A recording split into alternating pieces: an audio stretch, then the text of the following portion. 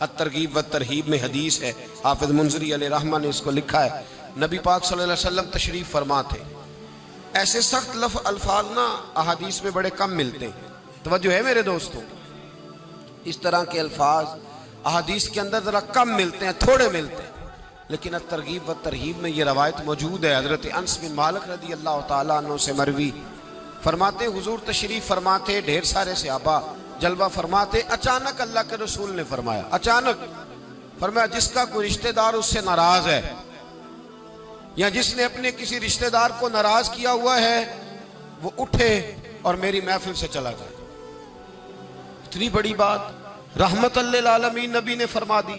فرمایا جس کا کوئی رشتہ دار ناراض ہے، جس نے کسی رشتہ دار کو ناراض کیا ہے وہ اٹھے اور میری محفل سے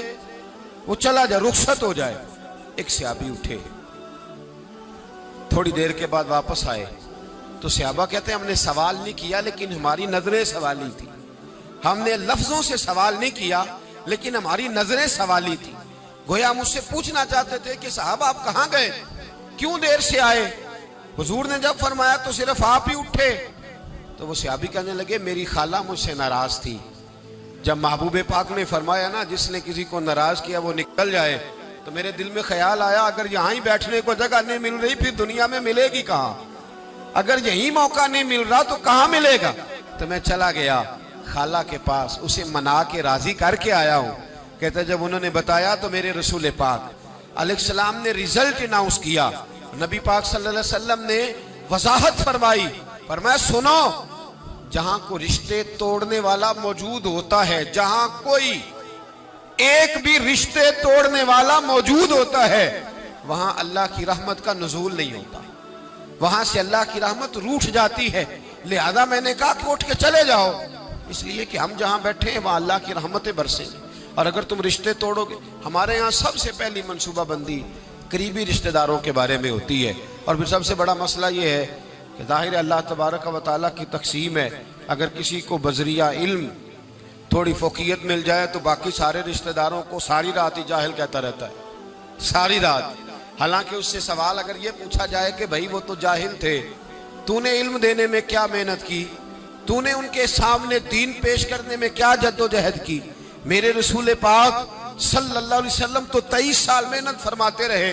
اور بالآخر محبوب پاک علیہ السلام کے رشتہ دار سب سے سخت چچا ابو جہل ہی تھا نا، اس کے بھی بچے کلمہ پڑھ کے مسلمان ہو گئے، تو نسلیں آ گئی حضور کی بارگاہ میں، تو نے کیا جد و جہد کی علم دینے کے لیے، کیا جدت؟ اور اگر کوئی کہے کہ وہ غریب ہیں، وہ بالکل چھوٹے ہیں، تو پھر سوال یہ ہے کہ بھائی اگر اللہ نے تجھے وسعت دی تھی، تو نے کس کس کا ہاتھ پکڑا اور کس کس کا بازو تھام کر تو نے اسے آگے پہنچایا ہے، اور کس کس کا بازو تھام کے تو نے کہا ہے کہ آ جا تو بھی میرے ساتھ آگے چل اور تو بھی تھوڑا سا حاصل کر لے۔ ہم نے تو یہی دیکھا ہے الا ماشاءاللہ کہ اگر کوئی رشتہ دار آگے نکل گیا تو اس نے غریبوں کو رشتہ دار ہی ماننا چھوڑ دیا، اس نے کہا وہ دور کے رشتہ دار ہیں، کبھی رہا کرتے تھے، ابا جی کی جو ہے وہ رشتہ داری تھی ان کے ساتھ، اماں کا رشتہ تھا، لوگ رشتہ ہی بھول جاتے ہیں۔ صلہ رحمی اتنا بڑا عمل ہے، صلہ رحمی کا اتنا بڑا دین کے اندر درجہ ہے، صلہ رحمی اتنی بڑی چیز ہے کہ میرے نبی پاک سید عالم صلی اللہ تعالی علیہ وسلم نے فرمایا یاد رکھو جس نے اپنے رشتہ داروں کے ساتھ صلہ رحمی کی اور نیک خوئی کی اور ہمسایوں کے ساتھ اچھا سلوک کیا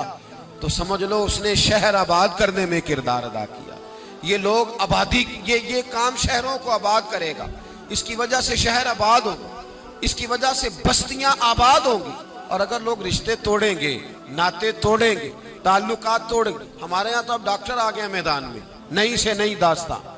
کہتے کزن میرج نہ کرو، اس کے اندر بچے بیمار پیدا ہوتے ہیں، قریبی رشتے، ایک نسل کے آپس میں رشتے نہ کرو۔ مجھے بتلائیے سیدہ فاطمہ اور مولا علی کرم اللہ تعالی وجہ الکریم کا رشتہ قریبی نہیں تھا؟ کس مقام پر منع؟ حضور صلی اللہ علیہ وسلم نے خود اپنے سگے چچا کی بیٹی کو دعوت نکاح دیا، کہا میرے ساتھ نکاح کر لو، اگر اس کے اندر کہیں بھی کوئی کمی ہوتی، کسی جگہ بھی کوئی اس میں نقصان ہوتا تو کیا اللہ کے رسول کہیں ایسی چیز کا حکم دے سکتے تھے جس میں امت کا ذرا سا بھی نقصان ہوتا؟ کوئی ایسی چیز رشتوں کو دور کرنے کے لیے نہیں۔ اور ہمارے لوگ ایسے ہیں محض اللہ، وہ ڈاکٹر کی بات سن کے آتے ہیں تو سمجھتے اللہ جانے پتہ نہیں کیا اس نے بات سنا دی، حالانکہ ڈاکٹروں کی تحقیق تو روز بدلتی ہے بھائی، کل وہ کچھ کہہ رہے تھے، آج وہ کچھ کہہ رہے ہیں، پرسوں وہ کچھ کہیں گے، ان کی تو تحقیق بدلتی ہے، ریسرچ بدلتی ہے، کبھی یہ والے ٹانکے لگتے تھے اب یہ والے ٹانکے لگیں گے، پرسوں سرجری کا انداز اور تھا آج اور ہے، کل نئی تحقیق آئے گی تو اور آئے گا، سائنس تو روز سجدہ صاف کرتی ہے۔ یہ میرے محبوب ہیں جو شب کو کہہ دیا، جو دن کو کہہ دیا دن ہے تو دن نکل آیا، اور جو شب کو کہہ دیا شب ہے تو رات ہو کے رہی، خدا نے ان کی زبان کو وہ اختیار دیا، جو نکلی منہ سے ان کے وہ بات ہو کے رہی۔ یہ محبوب پاک کا کمال ہے کہ جو کہہ دیتے ہیں وہ ہو جاتا۔ خدا را رشتوں کو بڑھائیے، رشتوں کو نبھائیے، تعلقات کو وسعت دیجیے۔ کوئی بھی شخص اگر رشتوں کو ان کے اصل مقام پہ رکھے گا تو معاشرے میں پھول کھلیں گے، خوشیاں مہکیں گی، روشنیاں آئیں گی، خوبصورتیاں آگے بڑھیں گی، توانائیاں پیدا ہوں گی۔ انسان انسانوں سے مل کر مضبوط ہوتا ہے، انسان انسانوں سے مل کر ایک اچھا معاشرہ تشکیل دیتا ہے۔ رسول کائنات سرور دو عالم صلی اللہ تعالی علیہ وسلم نے کنز المال کے اندر یہ بھی ارشاد فرمایا اگر تم رشتہ داروں سے اچھا سلوک کرو گے، اگر تم کرو گے تمہاری اولاد کے لیے رزق کے وسیع مواقع پیدا فرمائے گا۔ اگر چند پیسے تم کسی غریب رشتہ دار پہ خرچ کرو گے تو مالک کریم تمہارے بچوں کے لیے رزق کے وسیع مواقع پیدا فرمائے۔ تو یاد رکھیں کچھ حقوق میاں بیوی کے ہیں، کوئی شخص وہاں بھی تقاضا نہ کرے، کوئی بہن تقاضا نہ کرے کہ میرا بھائی کسی بھی طور پر بیوی کی کوئی بات نہ مانے اور صرف وہ میری طرف ہی توجہ رکھے، کوئی ماں یہ تقاضا نہ کرے، اس لیے کہ اس کے حقوق بھی اللہ اور اس کے رسول نے بیان فرمائے۔ اور کوئی بیوی کسی جگہ یہ تقاضا قطعاً نہ کرے، کسی مقام پر یہ تقاضا نہ کرے کہ وہ کہے کہ تو بہن کی طرف نہیں دیکھے گا تو ماں کی بات نہیں سنے گا۔ اس سے آگے بڑھ کر ایک اور بات ہے، اس پر بھی ضرور غور فرمائیے گا۔ اگر شوہر چاہتا ہے کہ میری بیوی میرے ماں باپ کی عزت کرے، ان کا اکرام کرے، اچھے لفظوں میں ان کو یاد کرے، تو بیوی کے ماں باپ بھی ماں باپ ہی ہوتے ہیں، اس کے بہن بھائی بھی بہن بھائی ہوتے ہیں۔ اگر تو ان کا نام اچھے لفظوں کے ساتھ پکارے گا، ہمارے معاشرے میں کچھ چیزیں شرم کا باعث ہے، کہتے مجھے شرم آتی ہے جملہ کہتے، لوگ چھیڑتے، بچے باتیں کرتے۔ میرے رسول پاک صلی اللہ علیہ وسلم نے فرمایا تیرے 3 باپ ہیں۔ یا رسول اللہ کون سے؟ فرمایا ایک وہ